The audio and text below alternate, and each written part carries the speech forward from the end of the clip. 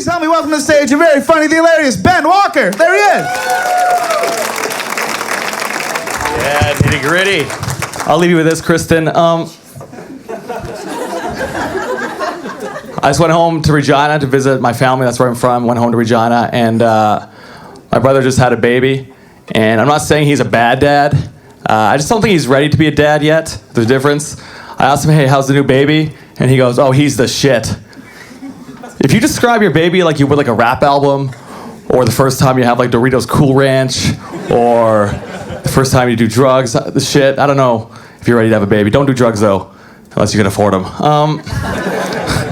But seriously though, you don't need drugs to have a good time, unless you want to upgrade to a great time. There's a time and place for them. But the scary thing is, it's not even his first kid. He has a 7-year-old, and I'm worried about his priorities, because we're home for Easter, and it's pretty Jesus heavy at Easter, as we all know, and you know, he's dead on Friday. Saturday's like, what's happening? Sunday, he's back. It's just like a roller coaster of emotions for a 7-year-old, and or for everybody, really. You guys know the story? And so they had to do this exercise in Sunday school. It's like they had to ask Jesus a question now that he's back. One kid wrote like, oh, how did you die? Another kid wrote like, oh, why did you come back? And then my nephew wrote, can I have an iPhone? Is that? I would have asked for that too. It was good to go home though, because me and my family didn't always have a great relationship. Didn't have it easy growing up. Parents are actually pretty abusive. They actually threw me out of the house when I was only 28, and I've been struggling. Being an orphan, I don't know what the paperwork was. I'm just a product of the system. The EI system is a product of that system. It's a good system. And I know my dad hates me because I moved out so late. I can't do anything around the house, can't build anything, fix anything, just do anything. Like my dad moved out at 18, probably built his first car at like 19. I got a flat tire last week, and I was like, well, guess that's it. Kicked it in the ditch. Still making payments though.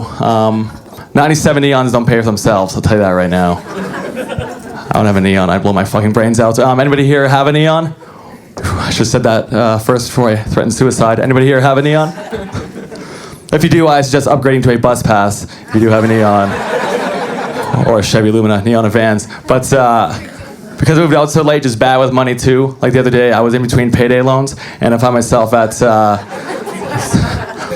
only 95% interest, and I found myself at this little French boutique store, Giant Tigre. I was at Giant Tigre because cans, oh, you've heard of it.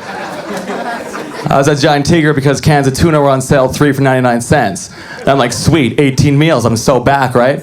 So I'm waiting in line to pay for my tunes. The place is packed, obviously. It's Tuna Tuesday. It's super packed. And I'm waiting in line to pay for my tunes. Some guy behind me starts spazzing, starts losing it. He's like, this is ridiculous. This lineup's too long. I'm never shopping here again. I'm going somewhere else. And I turned around. I looked at this guy squaring his mullet, and I was like, buddy, this is else. This is the bottom. No other options, man. This is it. If we had money, we would have been at Zeller's getting a hot meal and a haircut. That's where we'd be, not here. Oh man, I remember I went on a blind date. And it was a legit blind date because she wasn't on Facebook or any social media. Because, you know, like, you meet somebody, you just do so much recon work on them. And before you go on that first date, you know everything about them. But you got to make sure that recon work doesn't get out there on that first date, that you researched her on Facebook. You can't be like, so, Becky, tell me about Mexico 2007. Liking all her Thailand photos. But I was out with this girl, and the first thing she asked me, she was like, what's your motto? I'm like, excuse me? She's like, what do you believe in? I'm like, what? Because everybody has these inspirational quotes now on Facebook. And I'm like, well, what's your motto? She's like, live, laugh, love, aim for the stars, some arrow thing, I forgot, blah, blah, blah. I stopped listening, right? And she's like, what's your motto, Ben? I was like, I don't know, getting to work almost on time half the time? Is that a life credo? And she had live, laugh, love tattooed on her forearm, with all these tattoos. She's like, oh, Ben, you have any tattoos? I'm like, no. She's like, Ben, why don't you have any tattoos? And I'm like, because I have a personality, that's why? Okay. Well, give me a break. I once saw somebody with a tattoo that said eternity forever. So, I don't know.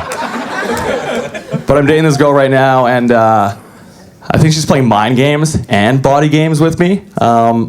I'm always going down on her. She's never going down on me. I'm always going down on her. She never reciprocates. It's like she's playing this mean game, this mean, cruel game of munch buggy no returns. And I'm not allowed. It's super hard when driving. I'm like, I didn't see Volkswagen. Get back down there. Anyway, that's my time. Thank you guys very much. Have a good night.